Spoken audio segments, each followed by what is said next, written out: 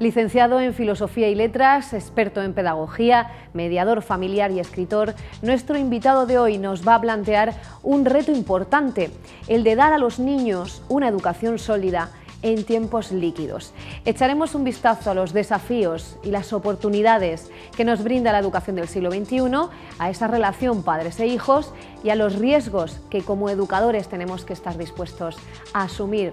Hoy visita el plató de Trivium Jesús García. 3 caminos, 3 rutas, gramática para comprender hechos, lógica para razonarlos y retórica para expresarlos. Son 3 de las 7 artes liberales relativas a la elocuencia, cuyo propósito es dar al hombre libre conocimiento y destreza.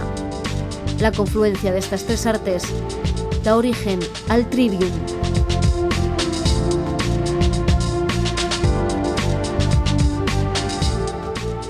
Porque te quiero, me arriesgo, y porque te quiero, me educo. Esas son algunas de las interesantes propuestas que nos trae nuestro invitado de hoy.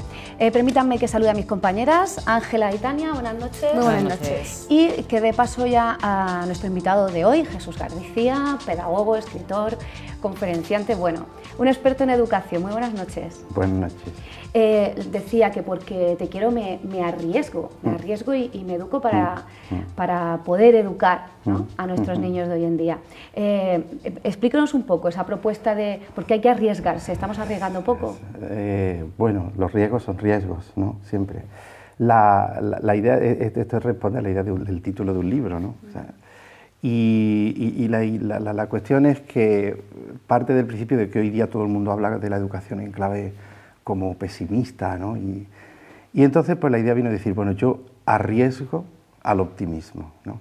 Pero después se nos ocurrió poner un paréntesis en el me, ¿no? Entonces, y es que yo también me arriesgo, o sea, y creo que todos somos conscientes cuando somos padres o profesores, que es que en el fondo si te lanzas a educar, tú arriesgas a dar todo de ti por estas criaturas, ¿no? Entonces un poco, grosso modo, esta fue la idea. Decía Zygmunt Bauman que vivimos en una modernidad líquida, ¿no? Estamos en un mundo muy complejo donde los niños se tienen que enfrentar a situaciones que a lo mejor nosotros no vivimos en su momento.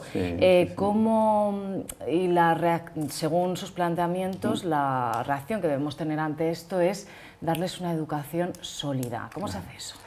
De entrada, yo utilizo la metáfora, porque me gusta mucho.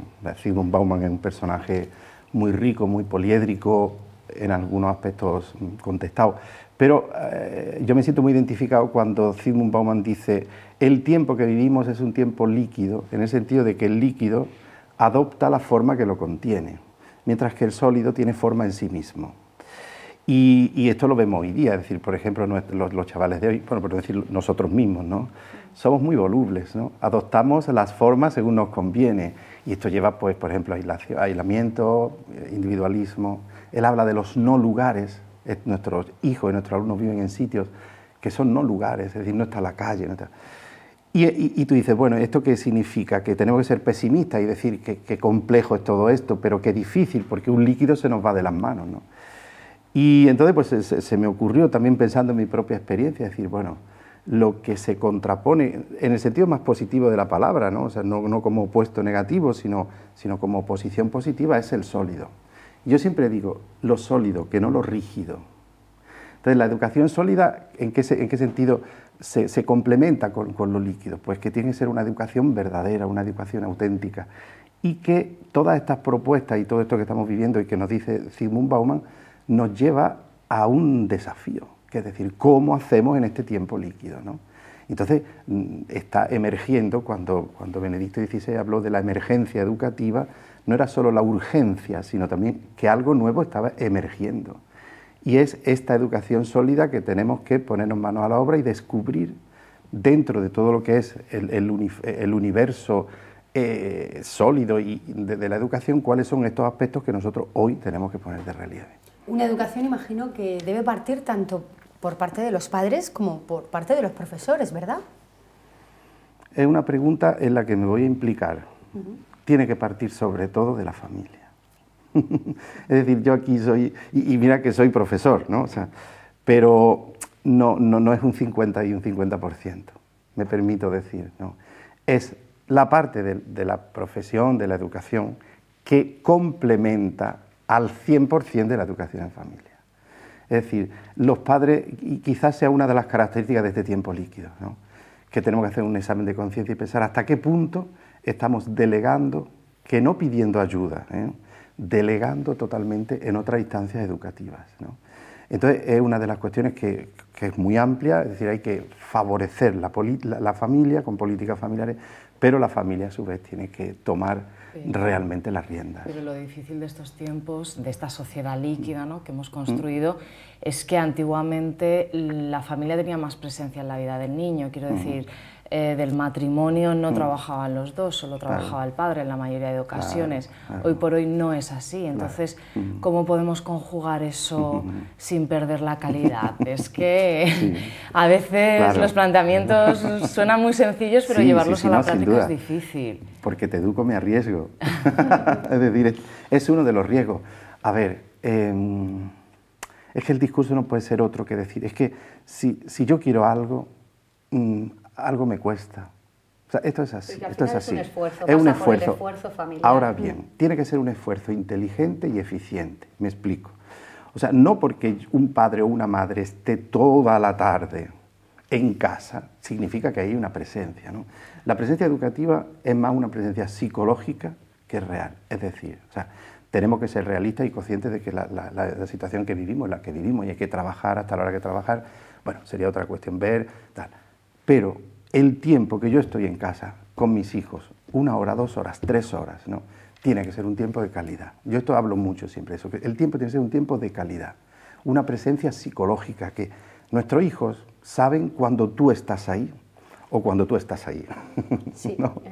Estás en otra cosa. Estás en otra cosa, o sea, decir, pero si yo estoy toda la tarde en casa, no, perdona, o sea, tu hijo, hay una frase que no es mía, la leí de un pedagogo que decía, es una presencia que nuestro hijo, cuando te ve a alguien que le dice, tú, para mí, en este momento existes. Y esto puede durar 10 minutos. No estoy diciendo que haya que estar 10 minutos, sino, sobre todo me quedaría con este mensaje, presencia de calidad. Y luego también usted habla de, no de tener autoridad, sino de ser autoridad. Sí. Que es algo que parece que los niños de hoy en día les cuesta reconocer en el profesor y en casa, porque normalmente al cole llevan lo que viven, ¿no? Claro, también. Claro. Y también se están viendo muchos padres con miedo a los hijos, consintiéndoles todo, que es un problema a la hora luego de educar. El tema de la autoridad... ¿Cómo puede ser autoridad? Sí. A ver, no es fácil, porque la autoridad es algo... Es muy curioso, hay un texto que yo cuando estoy con profesores lo leo, que empieza diciendo, los jóvenes de hoy no respetan a sus mayores, ¿no? Y digo, a ver, ¿cuándo se escribió este texto? Total, el texto es de Platón. Es decir, ya en el siglo V a.C. se decía lo mismo. ¿No? Es decir, siempre va a haber una brecha de autoridad lógica entre padres e hijos, ¿no? La cuestión es que la autoridad como palabra, pues ha ido derivando en una mala prensa, en unos aspectos justificados y en otros no. O sea, es verdad que la autoridad en muchos aspectos se ha identificado con el poder. La autoridad verdadera, la autoridad en educación es lo que se llama la auctoritas, que viene, es curioso, la raíz etimológica de esta palabra, augere, auctus, es ayudar a crecer, no es poder. Entonces, castigar. Bueno, el castigo es otro tema, después lo hablaremos, porque es muy interesante. La muchas veces o sea, no es ejercer el poder, no es esta especie de te lo digo porque soy tu padre, que sí, ¿no? La autoridad es el ejercicio de esta persona que, porque quiere ayudar a crecer a la otra persona, en un determinado momento le plantea una panoplia enorme de cuestiones que dice, esto sí, pero esto no. Y lo que es que no, yo estoy aquí para decirte que no. Y el motivo también es importante explicarlo, ¿no? Los motivos del por qué no, porque a veces no se explican en la autoridad, decir no, porque no, ya está, y claro, ahí... Dar razones, por eso siempre hablamos de una cuestión que precede a la autoridad, que son los límites y las normas. Pero los límites en el sentido positivo, ¿no? Pero ya que hablábamos de esto, o sea, es verdad que hay que dar razones, pero sobre todo la autoridad tiene que partir de una persona que en sí misma es testimonio, que por eso decimos esa autoridad, y que es clara. O sea, uno de los problemas que se tiene cuando se ejerce la autoridad es que no se es claro. Es decir, tienes que portarte mejor. El niño dice, perdona. Yo siempre digo, aquella... En que me he equivocado, ¿no? Claro, o sea, entonces, o sea, si tenemos hecho un horario esta tarde y ahora tocaba que estuvieras, que te digo yo, haciendo esta tarea, mira, esto es lo que tienes que hacer. Entonces, esto favorece mucho la autoridad y esto es lo que nos hace ser autoridad. Y se habla cada vez más, porque la palabra autoridad como referente nos puede llevar al autoritarismo. En cambio, ahora se habla, es una palabra un poco rara, pero a mí me gusta, porque que es el estilo autoritativo. Es decir, que es el de la persona que ejerce la autoridad por lo que es y por lo que significa, pero que no cede en el empeño. O sea, que no ceja en el empeño y no dice, me retiro y la delego en otros, como esto que decíamos antes, la delego en la escuela, la delego en la academia, pero yo que el niño no sufra aquí para... No. Entonces, el niño necesita que sus padres le digan lo que tiene que hacer, o sea, le ayuden, porque al final la autoridad lo que forma es la conciencia. Pero a veces... Es un amplio espectro, ¿no? Sí. A veces hay padres que esto se les escapa y también entonces el hecho de educar también implica que hay que educarse uno mismo, ¿no? Claro para ser padre. En tu planteamiento hay dos muy interesantes. Primero, que esto se nos escapa, lógico. A ver, la hiperpaternidad. Últimamente todos queremos ser padres o madres que nunca nos equivocamos. Pues no, o sea, esto se me escapa de las manos unas 100 veces. Entonces, lo primero es reconocerlo no pasa nada. Y no vivir en esta agitación. El Papa Bergoglio habla mucho de esto en su principio educativo, dice, el agobio es malo para educar. Ahora, dicho esto, ¿no? Venía la segunda parte, que es que yo tengo que estar en la brecha. Y entonces, en todo momento, si la cosa no funciona, digo, oye, pues tendré que ver cómo hacer. Por eso yo a los padres les digo, sobre todo esto de ser padre o madre es, ante todo, un trabajo sobre nosotros mismos.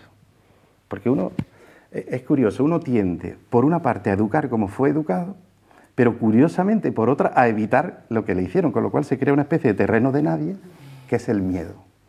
Y con miedo no podemos educar. Entonces, pues busca unos recursos. Yo os digo sinceramente, yo que escribo sobre educación, de vez en cuando leo lo que escribo, con toda humildad, ¿no? Y porque me ayuda, digo, oye, qué interesante, ¿no? Pero, y te ayuda el hablar con otros padres, el formar parte de una escuela de padres, de un grupo de ayuda, hay muchas posibilidades, ¿no?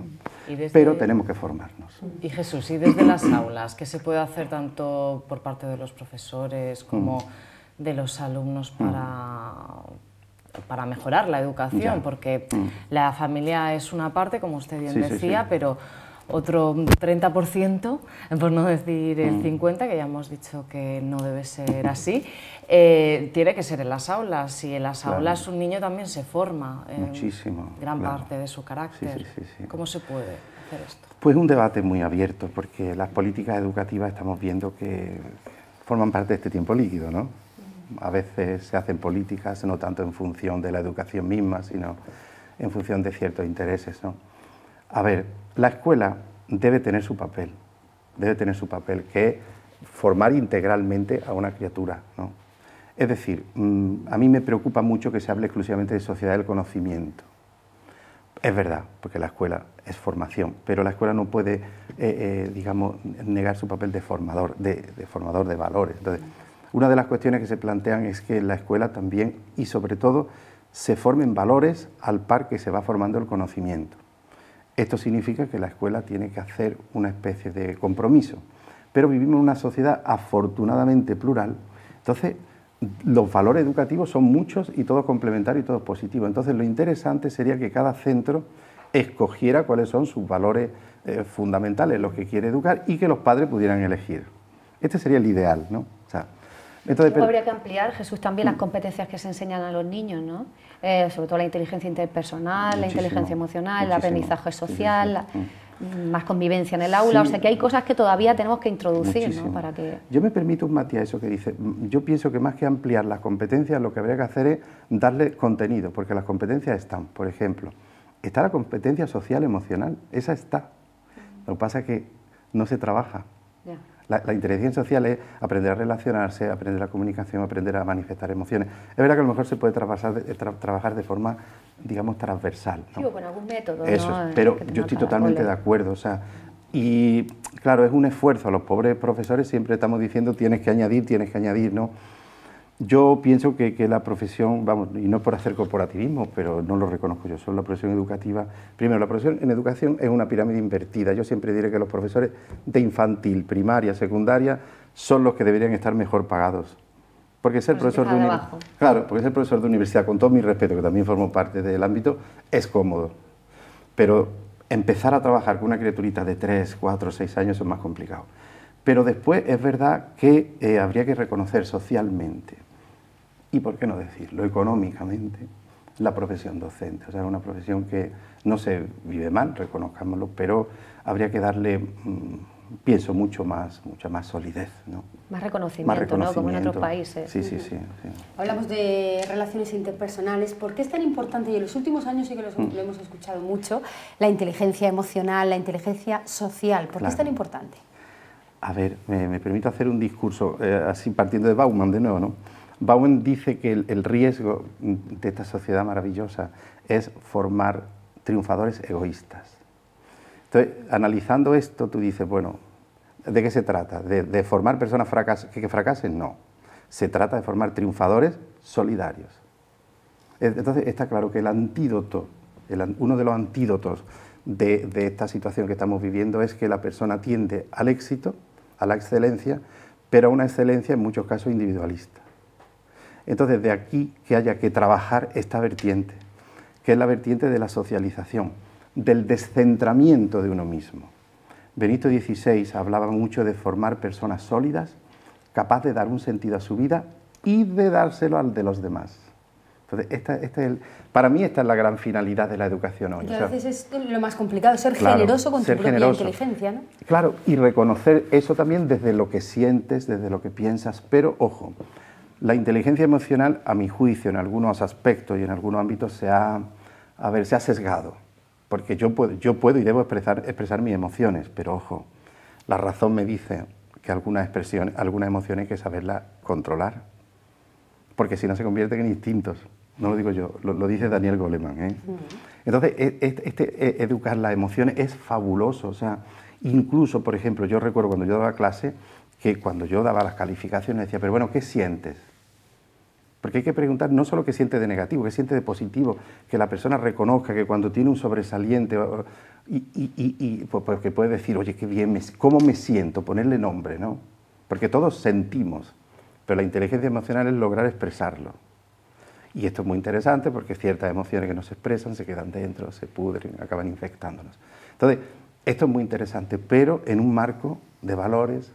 O sea, de relación con el otro, de relación, ¿no? Sobre todo de esto, o sea, de decir, mi inteligencia emocional está en función de la tuya y la tuya de la mía. Es decir, educamos en la reciprocidad. Esta es la gran laguna y este es el gran desafío del futuro. Saber que vosotras y yo todos estamos interconectados y dependemos los unos del otro y hemos sido hechos el uno para el otro, ¿no? Y ahí Además, me ha gustado mucho, documentándonos antes de esta entrevista, lo que usted profundiza en lo que es la relación educativa. Claro. Porque a veces hablamos educar, ¿no? Educar, así como en general, ¿no? Pero usted ahonda ahí en esa relación educativa que se forma de un padre a un hijo o de un profesor al alumno. Claro. Una relación que tiene que ser auténtica, que tiene que ser de ayuda y que tiene que ser, como estaba diciendo, de ir a por el otro, ¿no? Claro. Y de hacer que todos podamos participar de ese aprendizaje. Sin embargo, queda mucho para esas comunidades de aprendizaje o para que de verdad esa relación sea tan auténtica como usted escribe, ¿no? Cuando da charlas a profesores y tal, ¿cómo intenta trasladarles eso? Hacemos ejercicios muy divertidos. Sí. Ayer precisamente hicimos uno en Archena. A ver, primero, la cuestión es muy interesante. El ser humano tiene la capacidad de ser educado. Eso se llama la educabilidad. Pero frente o junto a la educabilidad es necesaria la educatividad. La educatividad es la voluntad y el esfuerzo que hace quien quiere educar. Y ambos se complementan. En muchos casos y en muchas ocasiones, no nos vamos a meter en líos, pero la cuestión es que, bueno, esto va de suave. Como en mi hijo, le digo 4 cosas y crece. Claro, afortunadamente también, gracias a Dios, hoy día la ciencia educativa ha evolucionado y también la dinámica social. Por ejemplo, los niños de hoy son muy sinceros, a veces casi insolentes, ¿no? Y entonces, ¿qué pasa? Hay veces que te dicen, pues eso que me estás diciendo no me sirve para nada. Entonces, aquí es donde hemos investigado qué es la relación educativa. La relación educativa es decir, la parte del educador, no la capacidad que tiene el niño de ser educado, ¿no? Tiene son 4 ramas este árbol. Primero, que lo que yo hago o diga sea eficaz o tienda a ello. Yo pongo muchas veces un ejemplo un poco así, perdonadme la expresión, se acerca la madre en el cuarto del niño y dice, aquí parece que duerme un cerdo en vez de un niño. Y después acaba el tiempo y dice, hay que ver con todo lo que le digo al niño para que sea ordenado. No, perdona, tú le estás diciendo que es un cerdito. Pero ¿qué necesita tu hijo? Que continuamente le digamos, oye, ese cajón, hasta que ese cajón no esté ordenado, no sales. Es decir, esta es la eficacia o la tendencia ya. Eficacia, después que lo construya, que no lo destruya, es decir, que lo impulse. Estaba en la famosa calificación aquella que se llama, decía, necesita mejorar. Dice, bueno, por favor, dígame en qué. Entonces, no basta que yo te diga, tienes que cambiar, dime en qué. Eficacia, constructividad, el respeto. Y la mejora del niño y del padre. O sea, esta mejora recíproca es muy interesante en la relación educativa, porque tu crecimiento me atañe a mí y mi crecimiento te atañe a ti. Es decir, no es una cuestión de que yo te educo, sino que nos educamos. Entonces, eficacia, constructividad, respeto y mejora mutua. Yo a los padres les digo, quedémonoslo como una especie de mantra, ¿no? Porque nos puede ayudar. Igual que hay una cosa que nos cuesta mucho, y es formar hijos fuertes ahora, claro, porque tendemos a ser familias más pequeñas, los niños están más sobreprotegidos o que les dedicamos menos tiempo. Sí, que, claro. ¿Cómo, usted también tiene algunas claves o da algunas claves de cómo podemos hacer que los niños sean más fuertes, ¿no? Para el futuro? Claro, la primera cuestión es pensar por qué tenemos que hacer hijos fuertes, es decir, porque, a ver, todos los que estamos aquí queremos a nuestros hijos y a nuestras hijas a rabiar y damos la vida y que no me la toquen, ¿eh? O sea, ahora, eso no significa que yo digo, bueno, yo te tengo que ayudar a que crezcas, ¿no? Y uno de los elementos para que crezcas en esta sociedad sólida, sobre todo hoy día, es algo tan sencillo como resistir a las frustraciones. Es decir, ayer me contaba una profesora una cosa muy curiosa, que tiene una especie de lead con una madre, porque es que nada más salir del colegio, esta madre le quita la mochila al niño y se la lleva. Entonces ella le ha dicho, por favor, no le hagas eso porque no le estás ayudando. Ay, pero es muy pequeñito, además si son 10 minutos. No, o sea... Entonces, esta es la cuestión. Yo no quiero hacer sufrir a mis hijas, para nada. Vamos, lo sabe Dios que no. Ahora, por ejemplo, yo soy profesor, mi mujer es profesora, y tú ves que tu hija está haciendo una redacción y dices, madre mía, vaya a los márgenes. Tú tiendes a hacérsela, pero así no aprende. Ella aprende, ¿verdad? Un sistema tan sencillo como es el ensayo-error y el éxito. Entonces, claro, no podemos ir siempre poniéndole una alfombrita, quitando... Porque al final, pues es como el músculo, si tú no lo ejercitas, es un músculo débil, y después reconozcámoslo. Cuando llegamos a ser adultos, nos encontramos con muchas situaciones que dices, Dios mío, esta es una montaña, tengo que escalarla. Y si hemos aprendido a escalar, sí, no. Entonces, por aquí, educar hijos fuertes, pero también por otra cosa. Porque esta fortaleza es la fortaleza de quien sale de sí mismo para ayudar al otro. Si yo le voy quitando la mochila a mi hijo entiende que los adultos y el mundo está para quitarme mochilas. Si en cambio yo trabajo de otra manera, soy yo el que quitará las mochilas, ¿no? Bueno, me gustó también un término, es el término, la frustración, ¿no? Claro. Que afecta mucho a los niños, también a los adultos, que quizá en algún momento de la infancia no la hemos trabajado y por eso nos afecta más. Claro. Y es tan importante, desde pequeños, trabajar la frustración, ¿no? Saber cómo reaccionar ante esto. El dolor educativo, de hecho ahora estamos preparando que será la tercera publicación, que es algo así como porque te quiero, sufro. Sufro contigo y por ti, ¿no? Hay una técnica en Japón que se llama el Kesugi, ¿no? Que es que ellos cogen, cuando se rompe una pieza de porcelana, la pegan con oro. Esto es muy bonito. Es súper bonita esa metáfora. Esto es muy bonito, porque el dolor, o sea, todos estamos, vamos, yo al menos tengo muchas roturas en mi cuerpo, pero en mi cuerpo y en mi psique y en mi moral, ¿no? O sea, pero ¿dónde está la clave? En que están pegadas y que soy entero, pegadas con oro, o sea, están las cicatrices. Pero que no podemos... Es la historia de esa pieza, ¿no? Claro, es lo que viene a decir esa técnica. Y es lo que la embellece. O sea, para ello una pieza rota con oro tiene mucho más valor que una nueva. Y un poco así somos los seres humanos. O sea, es decir, esta es la frustración. La frustración es aquello, pues tiene muchos matices, aquello que no logro hacer, aquello en lo que me equivoco y vuelvo a empezar, ¿no? Entonces, a ver, yo no quiero por provocarle frustraciones a mi hija, pero es que se las va a encontrar, ¿Cuál es mi papel? Ayudarle, ¿no? A decir, esto se puede superar. ¿Y cómo se les ayuda o cómo se evita una situación de acoso escolar que últimamente ha acaparado tantas portadas, ¿no? Sí. Los titulares? Ahí el tema, vamos, incluso hay aspectos de este tema en el que no me siento, digamos, capacitado para trabajar, pero sí podemos plantear una cuestión. La escuela y la educación tienen una dimensión preventiva y, fijaros el término, y proventiva. Preventiva es que previene y proventiva es que provee. Entonces, el reto de la educación es desde pequeñitos pensar pues esto que estamos trabajando, el otro forma parte de mí, el otro es objeto de respeto, en cómo se trabaja, por ejemplo, cuando el otro me ofende, el tema de los conflictos, cómo afronto el hecho de que haya un defecto físico y yo que te respeto y te quiero como amigo, no me río, es decir, todo este aspecto, y después cómo uso los sistemas móviles, ¿no? Eso le iba a preguntar, ¿dónde quedan las nuevas tecnologías en todo este escenario? Son fundamentales. Entonces, ese es otro de los riesgos y de los aspectos que se nos han colado ahí y se nos han ido de las manos. Hay que trabajarlo, pero no en secundaria.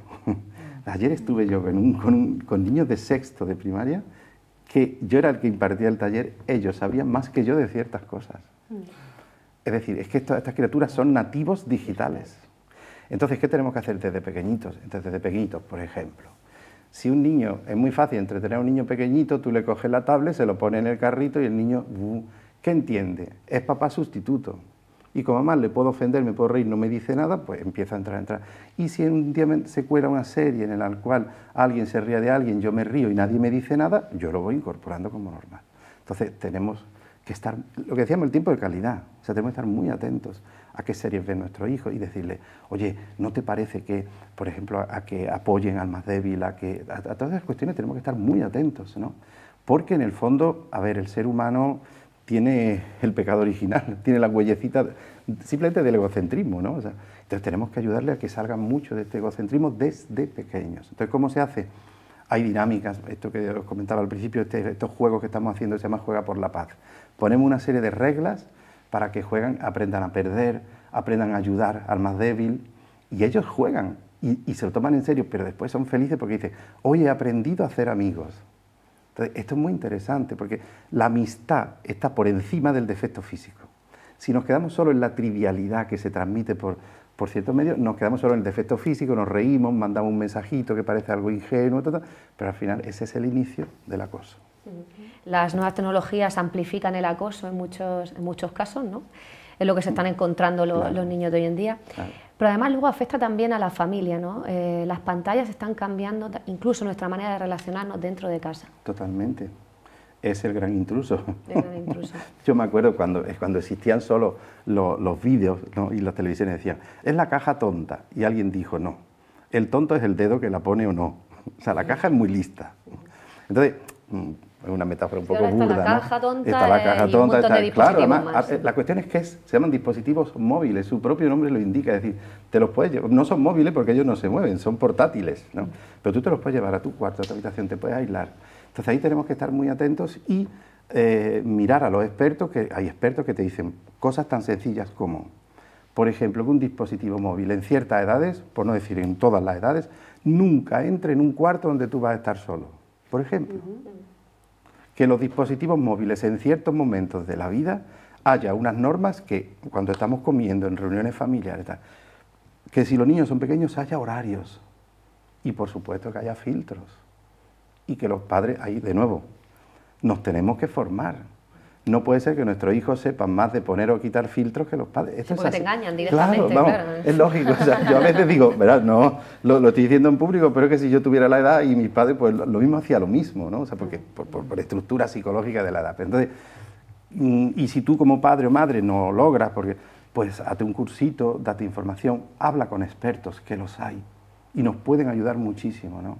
Hay redes, por ejemplo, digo algunas, una se llama Ti sei connesso, que está en italiano, otra es Pantallas Amigas, ¿no?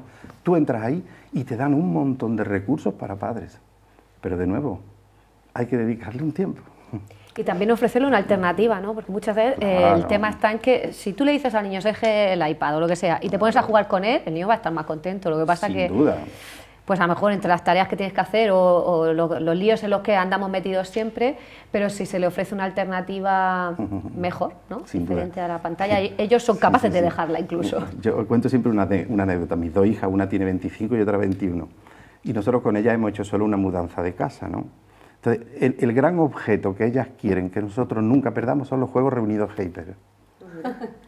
Y que están ya la caja, la pobre, porque era de mi mujer, ¿no? O sea, la caja puede tener 30 años, ¿no? Pero claro, para ellos, y de vez en cuando seguimos jugando y te piden y después hay otros juegos muy divertidos, que estemos hablando. Para ellos es importante que vayamos a lavar el coche que a nuestros hijos le hagamos ver que son importantes. Esto también es esencial. Por ejemplo, no es decirle ayúdame a lavar el coche, sino oye, necesito que vengas conmigo. Entonces nuestros hijos se sienten felices, es lo mejor. Ahora, que estemos bien, que le hagamos pasar, ¿no? Un buen rato. O sea, los padres tenemos que aprender mucho el arte del disfrute. Porque no podemos estar todo el santo día, nos llevamos al niño, ¿no? o haciéndole el tercer grado, ¿no? Pues decimos, vamos a lavar el coche, pero aprovechamos que vamos a lavar el coche para decir, oye, que la tutora el otro día, claro, entonces, papá, por favor, pues no voy más, no te van a decir. Entonces, vamos a reírnos, vamos... Y claro, esto es otro esfuerzo. Ojo, el esfuerzo no por ser como ellos, que es el típico padre o madre que quiere disfrazarse de adolescente, ¿no? O sea, yo soy un adulto, tengo la edad que tengo, pero nuestros hijos disfrutan queriendo saber cómo éramos de pequeños. O sea, es genial si desde pequeñitos lo han vivido, obviamente, ¿no? Eso nos lleva también un poco a educar en la felicidad, ¿no? Que claro. Educar a ser felices ellos, ser felices nosotros. Claro, también claro. Les lleva a tener mejor Exacto. Rendimiento académico, rendimiento social, ¿no? En su entorno. Sí, sí, sí. Hay un juego de palabras que vivimos en la sociedad del bienestar que no significa forzosamente estar bien. Entonces nosotros tenemos que educar en este estar bien, que es esta felicidad, ojo, una felicidad que tiene unos cauces también que a veces pasa por el esfuerzo, por lo que no me gusta, porque no es solo, esto no es solo Alicia en el País de las... bien entendida. Claro, ¿no? o sea, pero sí, pero la felicidad tiene estos matices, ¿no? Nuestros hijos a veces, una vez lo leí y me pareció muy interesante, necesitan sufrir con sus padres. O sea, y esto le provoca felicidad, o sea, en el sentido de participar de esto. Para un hijo lo peor es el abandono. Esto que decíamos, que no haya tiempo de calidad, que esté papá, mamá, pero yo no sea significativo para ellos. Después viene pues, la lucha generacional, las luchas de crecimiento, bueno, que habrá momentos en que la porcelana se rompe, ¿no? Pero forma parte de este juego por llegar a ser una relación madura, ¿no? Y educar en tiempos de crisis, ¿cómo se lleva esto? ¿Cómo se puede afrontar? Sobre todo hace nada y todavía seguimos inmersos, en muchos hogares todavía lo están en crisis. ¿Cómo influye eso en el niño y cómo unos padres pueden afrontarlo? Claro. Es curioso que hay una familia en el colegio de mi mujer, en un barrio un poco particular de Sevilla, ¿no? Pues curiosamente los vínculos más potentes, salvando excepciones, ¿no? Son aquellas familias en las que pues, la crisis prácticamente nos ha tocado a todos, sino en primera persona, en segunda persona, ¿no? Pero cuando la familia ha logrado hacer este chac, ¿no? Pues la crisis le ha servido para sufrir, porque ha habido que pues, pasar carestía, sufrir, pero para unirse mucho, y ha servido de elemento educativo, es decir, cualquier oportunidad que pasamos en la vida, esto es muy fácil decirlo yo, ¿no? Pues nos puede servir también para crecer. Ahora, la crisis también debe apelar no a transmitirle a nuestro hijo este pesimismo, decir que la cosa está muy mala, que hay que abrirse la cosa a codazos, sino para decirle, oye, surgirá una generación que surgirá contigo que ayudará a los demás. Es decir, tú tienes que ser el mejor para ayudar a los demás. Y esto funciona, ¿eh? De hecho, es curioso que ahora están proliferando mucho todas estas profesiones de ayuda. Trabajo social, educación social, medicina. O sea, por deciros, ¿no? En fin, grosso modo, veis que estos son matices, pues esto daría para mucho que hablar, ¿no? Pero... También trata con adolescentes, porque estamos hablando mucho así del niño en general, pero hay muchísimos padres preocupados cuando llega el momento de la adolescencia, que ahora parece que llega antes, ¿no? Entre la preadolescencia y la adolescencia parece que se hace el camino, ¿no? Muy largo. Hay muchos padres agobiados con este asunto. ¿Es la comunicación la clave para llegar al adolescente o qué es lo que nos puede...? Porque parece que es cuando se cierran, ¿no? Y parece que tu mundo y el de tu hijo se distancian mucho más. A ver, aquí hay todo un filón, varias cosas. Primero, la adolescencia como tal es una construcción cultural. La adolescencia como tal existe desde la Revolución Industrial, porque la adolescencia no es que tú una mañana te levantas y dices, me ha salido aquí el bulto de la adolescencia, ¿no? O sea, lo que sí existen son los 12 años, los cambios físicos, pero la adolescencia como tal, es decir, este periodo de la rebeldía, no deja de ser una construcción que después nos hemos aprovechado mucho y sobre todo ciertos ámbitos, lo digo sinceramente, la publicidad, para decir tú que eres rebelde, en fin, ¿no? Bien. Pero la ciencia neurológica ha llegado a unas conclusiones muy interesantes, y es que la llamada adolescencia es sobre todo el momento en el que el cerebro sufre su última reestructuración. Sí, poda sináptica se llama, me lo dijo un neurólogo y aluciné, o sea, se cortan conexiones neuronales de la adolescencia. Pero otras se empiezan a abrir. Entonces, ¿esto qué significa? Que el cerebro en ese momento es un Ferrari.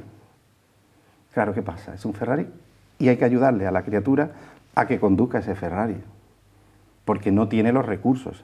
Entonces, yo tengo precisamente un taller que se llama La adolescencia, la edad de las oportunidades. O sea, porque la adolescencia no es solo esta época, sino es la edad de las oportunidades. Es decir, es cuando nuestros hijos razonan mejor, también son más insolentes. Es cuando nuestros hijos descubren que el mundo es suyo. Entonces, vamos a canalizar esto. Sí que es verdad que en este momento habrá que hacer un esfuerzo mayor. Y como bien decías, la comunicación es esencial, porque la educación es asimétrica, es decir, los hijos están aquí, yo aquí, pero el adolescente está cada vez más cerca de ser adulto. Entonces hay que empezar a pedirle más colaboración, la comunicación debe ser como más, bueno, de filiación, ¿no? de amistad un poco. O sea, entonces esto es fundamental. Ahora, esto no significa que no haya que ponerle límites. Ahora, sí que es verdad que no son niños.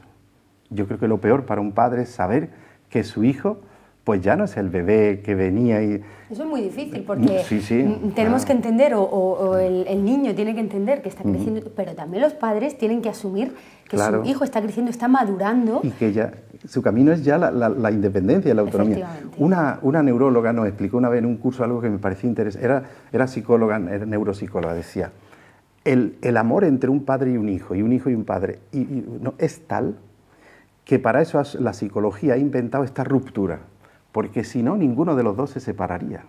Es decir, la adolescencia es el hecho de que el organismo dice, oye, es que tengo que separarme porque nos queremos tanto que si no estaríamos toda la vida aquí, con lo cual no progresaríamos, ¿no? Entonces, tenemos que asumir este drama de pensar que si mi hija tiene 25 años y me pone ciertos planteamientos, que a lo mejor yo no los comparto, pero digo, joder, es que... Ahora, ¿cómo nos comunicamos? Pues de otra manera, es decir, tú crees que lo que estás haciendo, pero mira, es tu responsabilidad, tú verás, ¿no? De manera que, porque cuando acabe este periodo así llamado adolescencia, nos vamos a encontrar adultos. Y otra vez normalmente se vuelven a pegar. Sí, porque el vínculo es el vínculo, sí. Siempre. O sea, mi padre y mi madre no están en este mundo ya. Pero yo noto el vínculo con ellos, yo creo que esto nos pasa a todos, el vínculo está y estará siempre, ¿no? Y ahora está el otro vínculo con mis hijas y su hijo con ellos, pero ese vínculo no puede ser un vínculo enfermo. Sí, hay que saber que un hijo es un ser en sí mismo, no es un brazo nuestro, ¿no? Que se dice, mis hijos son mis brazos, pero no, tiene su personalidad, tiene su idea de futuro, ¿no? Y tenemos también que respetarlo. Es más, es que si yo he hecho una educación auténtica, lo he educado para eso, para que vuele, para que sea autónomo. Y la persona que es autónoma te dice, no soy tú, soy yo. Y ahora vamos a querernos desde esta perspectiva. Es decir, la relación educativa, la ayuda, la constructividad, siempre será lo mismo. Lo que varía es la forma y los contenidos. Usted asesora en educación. ¿Cuál es el mensaje de todos los que hemos ido hablando, el que cree que es más importante o el que le gustaría que calara más en nuestro sistema para que avancen, ¿no? Porque no sé en qué nivel cree que se encuentra el sistema educativo español, pero también sería... interesante, a lo mejor quizá ponerle una nota y ver qué es lo que necesita para mejorar. Yo no me atrevería a poner una calificación, pero a ver, es que hablar de sistemas, cuando hablamos de sistemas hablamos de cuestiones muy complejas, donde hay muchos factores, ¿no? A ver, yo creo que tenemos, voy a decir una cosa, creo que tenemos un buen sistema educativo. Lo que le falta son las implementaciones. Es decir, el papel todo lo aguanta, pero después hay que dotarlo de contenidos. Es decir, el sistema educativo español, a mi modesta opinión, no es malo, ¿no? Ahora, por ejemplo, una de las cosas es lo que yo he dicho antes, tenemos que desarrollar todas las competencias, no solo unas cuantas, ¿no? Después yo haría una especie de campaña, ¿no? Súper campaña, de potenciar y la educación, de ponerla de relieve, de poner de relieve lo importante, de valorarla, ¿no? De prestigiarla, ¿no? O sea, más que de prestigiarla, de poner de relieve el prestigio que tiene, ¿no? Porque eso, quizá la educación queda ahí como... De hecho, es curioso, aparecen noticias muchas veces... Es verdad que aparece el mejor profesor del mundo, no está mal, pero también la mayoría de las veces aparece en un colegio, un grupo de niños violados, o sea, tú dices, ¿no? Parece como si la educación fuera otro que ha ido matando, ¿no? Y en los colegios cada día se producen cientos de milagros. Y en las familias cada día se producen cientos de milagros, ¿no? Entonces yo lo que sí creo que tenemos una asignatura pendiente es el dotar de medios, no forzosamente materiales, dotar de medios y de recursos a todo lo que es la institución educativa, escuela y familia, ¿no? A la familia yo creo que hacen falta políticas de apoyo educativo, es decir, si queremos que el tiempo sea de calidad, pues hay que favorecer ese tiempo de calidad y decir, pues las familias tienen que vivir de algo, con lo cual hagamos reajustes y tal. Y en la escuela, pues sí que es verdad que yo creo que habría que ayudar a los docentes a que vivieran tranquilos. ¿Por qué? Los docentes soportamos, lo digo sinceramente, tal presión, porque la mayoría de los docentes somos vocacionales. Y eso que dicen, yo no es que cierro el colegio y me voy al colegio, me llevo los problemas, tal, no. Entonces, debería de haber todo, yo siempre hemos pensado, todo un cuerpo de apoyo técnico, ¿no?, al profesorado. O sea, yo siempre pongo el ejemplo de la medicina, a lo mejor esto puede parecer presuntuoso, ¿no? Pero digo, tú imagínate que solo existiera el médico. Hay un paciente, solo está el médico. Entonces, el médico la cama, cambiarle las vías, no, o sea, la salud es muy importante, por eso se ha diversificado, están auxiliares, hay el cuerpo sanitario y está el médico, y amén de otros, ¿no? Y yo trasvasaría este esquema a la educación, sé que yo puedo decirlo, ¿no?, pero es así, un profesor en aula hoy día con la complejidad del sistema vital no puede llevar sobre sus espaldas todo, y es verdad que por ejemplo está la educación compensatoria, que saca a los alumnos, que pone cuerpos técnicos, pero haría falta mucho en la propia aula. Antes de empezar nos comentaba cómo había llegado usted a dedicarse a todo eso, ¿no? Empezó dando clases de FP y algo le hizo un clic, ¿no?, de que tengo que... Jesús, tienes que dedicarte también a hacer otras cosas. Claro, ¿no? Yo soy licenciado en Historia del Arte, es mi pasión el arte, ¿no? Y curiosamente recién acabada la carrera, yo tenía 21 añitos, pues me surgió un trabajo en un centro privado de formación profesional, que yo dije, genial. Además recuerdo que era la famosa crisis de los 80, en los 80 hubo una crisis muy potente, que no había trabajo y todos dijimos, venga, mis padres me dijeron, aprovecha y métete ahí y tal, ¿no? Y entonces empecé dando clases de lengua y literatura a alumnos de FP, de la antigua FP, ¿no? Al poco tiempo me di cuenta que estas criaturas habían llegado a FP, muchos de ellos, porque habían fracasado en lo que era el BUP. Y dije, ¿cómo hacemos? Yo no puedo quedarme aquí quejando. Entonces se me encendió la bombilla y dije, voy a darle cursos de técnicas de estudio, porque me di cuenta que no sabían estudiar. Y digo, pero es que yo sé estudiar, pero no sé cómo se enseña a estudiar.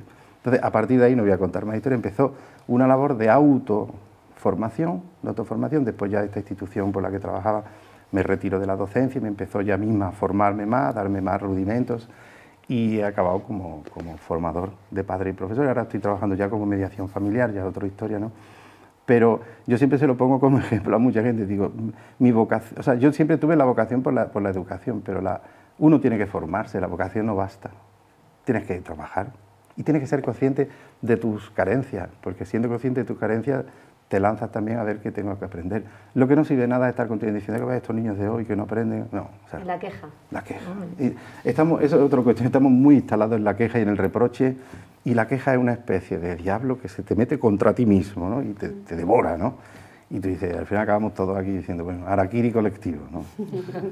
Y no. No, hay muchas más alternativas, ¿no? Muchísimas. Afortunadamente. Sí. Chicas, ¿queréis preguntarle algo más? Porque ya llegamos casi al final.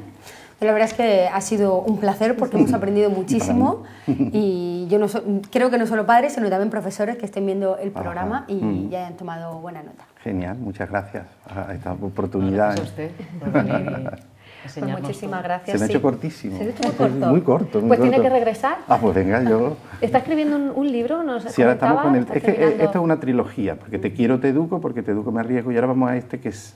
A ver, la idea es porque te quiero, sufro. Es decir, con toda esta parte del dolor, incluso de la propia frustración de los padres, ¿no? No tenemos que ser el mejor padre del mundo, tenemos que admitir que nos equivocamos muchísimo, ¿no? Pero este dolor educa, este sufrimiento, este fracaso educa también, ¿no? Ahí estamos. Bueno, pues cuando lo termine, muy bien, pues viene a Murcia otra vez, que aquí tiene su casa. Genial. Muchísimas gracias. Sí. Pues nada, nosotras nos despedimos. Tenemos una cita el martes que viene, no nos falten, aquí en Trivio.